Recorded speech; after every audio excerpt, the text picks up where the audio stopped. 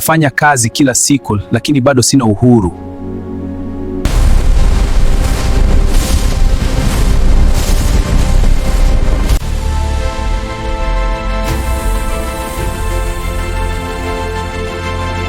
Katika dunia ya zamani, watu walifanya kazi kwa bidii, lakini hawakuwa wamiliki wa thamani walioitengeneza.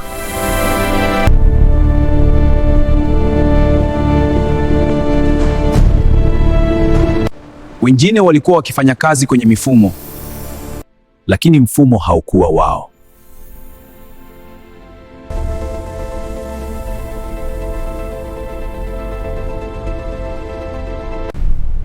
Walikuwa wanapata pesa, lakini hawakuwa wanamiliki asset.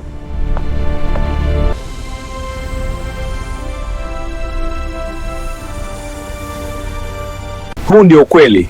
Unafanya kazi, unalipwa.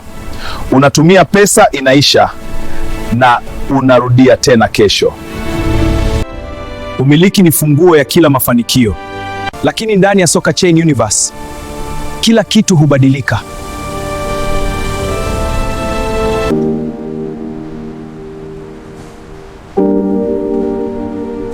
Kila hatua ni sawa na dhamana. Kila dhamana ni asset, na kila asset ni umiliki.